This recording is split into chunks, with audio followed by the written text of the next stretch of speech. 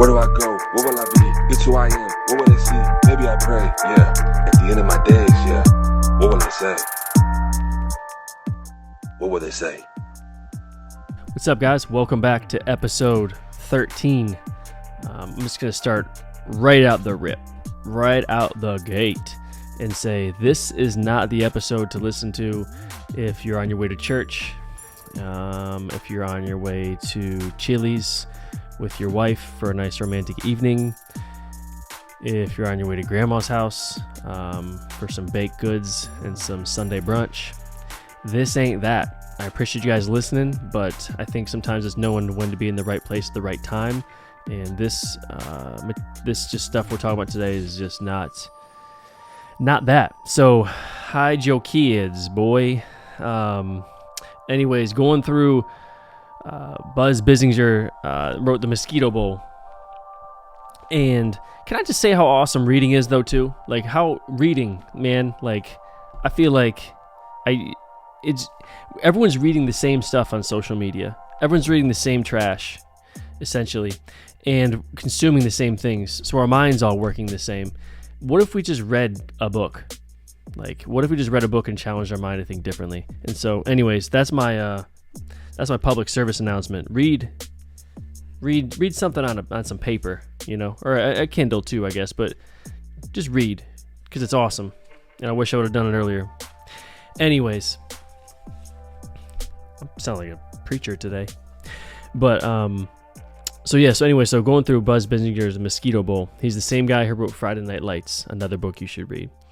And this book talks about an exhibition game, a football game that was played overseas for men that enlisted into the war, or were called into the war, World War II.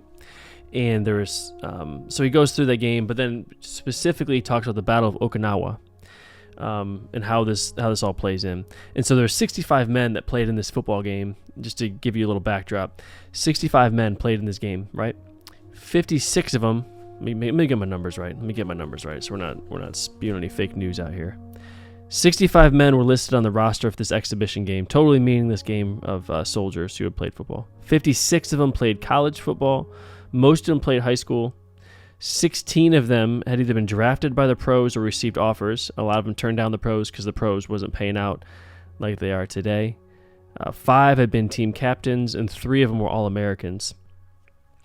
So they played in this game. But what I want to talk about specifically, this is where it gets a little hairy here, is the Battle of Okinawa, and specifically when the U.S. started slowly getting a stronghold on Japan post Pearl Harbor. And what that looked like for the Japanese civilians and soldiers. So in Saipan, there was panic starting to occur. Fear was starting to get instilled with the U.S. soldiers. It was very obvious that it was just a matter of time before they completely took over Japan. And what the soldiers did then at that point, the military did at that point, was fairly disgusting, is they started instilling fear and encouraging civilians to go ahead and kill themselves now versus being overtaken by the U.S. soldiers. Line number 2, they would say, is that the U.S. soldiers was full of nothing but rapists, murderers, criminals, evil people who you do not want to get taken in by. So, again, it's better if you just go ahead and kill yourself, and that actually is showing how strong of a victor you are for your country of Japan. Just disgusting. And what I want to read to you now is, so think of this, there's a Banzai Cliff, or now they call Suicide Cliff, and on top of this cliff is a sugarcane field. And so as you can hear the gunshots just getting louder, the battle getting closer, you know what's probably going to happen. They started seeing U.S. soldiers, these people working the sugarcane fields. And backed up to them is this cliff. And it became obvious to them obvious to what they thought that they needed to do. And so if I just read an excerpt from this. So several days later, civilians who lived on Saipan, many of them Japanese working in the sugarcane fields on the island, began to congregate at the northern end of the island on top an 800-foot cliff at Marpai Point. As bone-exhausted Marines, dressed in a composite of rags, stood on the crags of rocks and watched with their helmets tilted low. Several civilians jumped off the cliff onto the knife-sharp coral, then several more, then more and more. Children who begged their parents not to force them to die were pushed off. A woman in labor jumped off. Another ran through the bushes near a cliff as if escaping a fanged predator.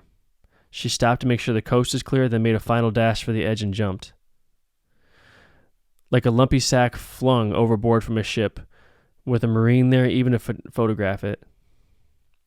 A father walked back and forth on the crest of the cliff with his family, unsure of what to do, until an impatient Japanese sniper shot and killed him. Then the rest of the family plunged to their deaths. The Marines mounted a loudspeaker using a civilian to beg those at the edge not to jump, vowing to supply them with food and shelter as they had to those who had already surrendered. But few on the edge believed it, having been convinced by Japanese soldiers that Americans would torture, rape, and kill them. Hundreds jumped off the cliffs over at Marapai Point in Saipan, maybe thousands. Nobody will ever know for sure. And there's another story too, if you just read about it, and obviously there's video of this too, unfortunately, but there's another man who was with a family of 5. He had I think he had 3 boys is what it said, but he had 3 boys and his wife, and he was towards the end of the cliff just overcome with the emotion of what to do. And that's when he knew what he had to do, or what he thought he had to do. And one by one, he took each of his 3 kids and threw them over the cliff. And then his wife, completely distraught after watching her 3 kids get murdered, began to wrestle with the husband. The husband overpowered the wife and then pushed her off the cliff. After he murdered all 3 of his kids and his wife, then he jumped off the cliff.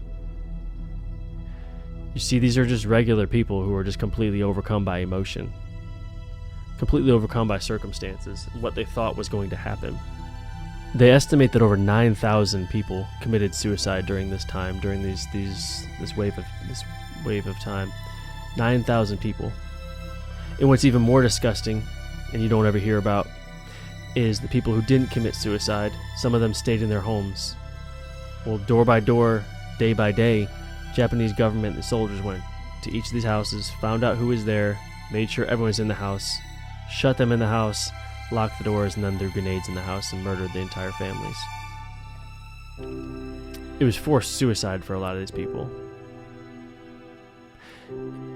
And then even despite the loudspeaker, despite the fact that the United States, and I'm not trying to make it sound like they did everything perfect, but despite the fact the United States had lights on 24 hours in their prison camps, in their encampments for these people, just to see the light in the darkness, it was well known throughout the Japanese community that if you go in there, you'll get 3 warm meals.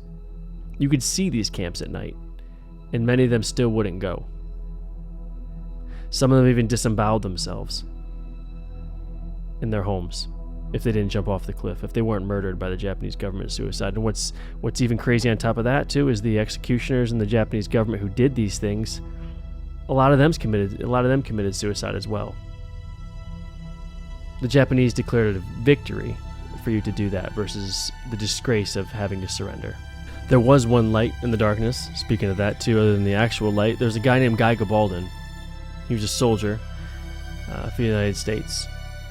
You see, Guy Gabaldon, lesson here, he had taken the time, even before the war, to learn Japanese. Not just the language, but the culture, to figure out how they worked, what motivated them. And so when he went to the United States, or went to the Marines, at night he would go out against orders, against commands, and he would go out and convince dozens and dozens of people every day to surrender and come into the camps.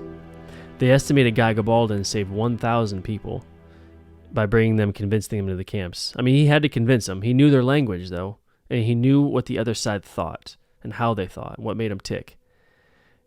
And again, ended up saving over 1,000 lives. And I think, as kind of just wrap up and just think about this story, I think there's 4 takeaways.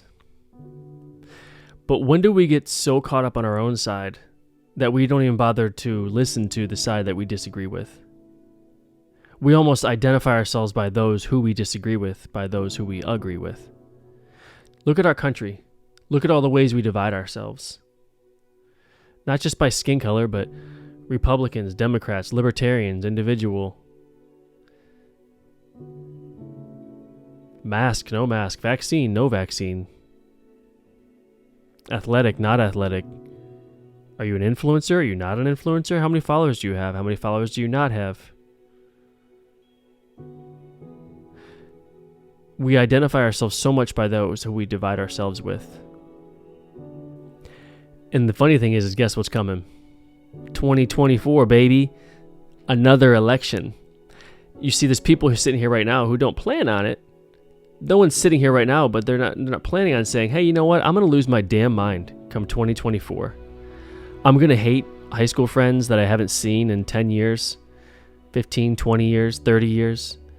I don't see them anymore, but I'm going to hate them, and I'm going to let them consume my mind because they vote opposite of me and they think differently than me. And I'm probably going to let that anger, trickle its way into just evening dinner with my family, so I'm short with my kids and short with my wife and agitated because I just can't believe that they disagree with me. And that's going to be a lot of us. We don't plan on losing our damn minds, but the emotion of things, if we don't prepare for it, overtake us. And see, secondly, I think the other lesson is there's always a Guy Gabaldon. There's always people who stand up in the hard times, stand up in the difficult times. I don't care if it's a war, a school shooting, a natural disaster. There's always people who can check their emotions, listen to their emotions, but then decipher what truth is in those emotions and make rational decisions, even if it's against orders, to not go out and save Japanese people. To do what's right no matter what the cost, for people you don't even know. Third, I think about kids. The stories of the kids on the cliffs is just beyond disturbing. Imagine your kids begging you not to throw them off the cliff.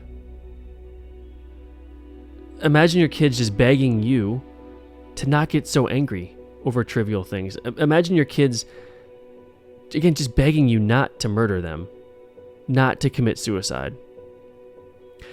Sometimes I think our kids are less jaded from the division, and they can see truth a lot clearer than we can. You see, very rarely do you see a kid organizing a kickball game and it's Republicans versus Democrats. It's pro-life versus pro-choice. Hey, Johnny can't play with me today because of his Facebook post he had the day. I don't have anything to do with him. Yeah, Johnny's a Democrat, so we're not going to play with him. No, dude. Kids can see through that so much. And so I think instead of us telling them to grow up, it's almost like we need to youthen up and learn something from our children. And I don't want to take away from the situation where a lot of people are forced to commit suicide either, but I think there's a lot of people who killed themselves and their families when they had a perfect opportunity to go into some of these prison camps and just seek refuge. But they didn't listen to their kids.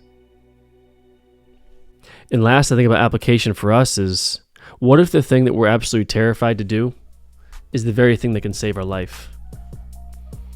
What if we can't fathom the thought of listening to someone we disagree with, but it could save our life? What if the thought of going and seeking help for our anger or our anxiety is not going to happen, but it's the very thing that could save your life? What if the thought of stopping and quitting drinking isn't going to happen, but if it's the very thing that could save your life? What if you're in a dead marriage and you know you need to have a tough conversation with your spouse? You know you guys need to seek help. You know you need to tell her something you've been meaning to tell her. And it's the very thing that could save your life. And as I close, I think that's it. Don't be afraid to listen to the other side. Listen to our children sometimes for the source of truth. Don't identify ourselves by who those we disagree with.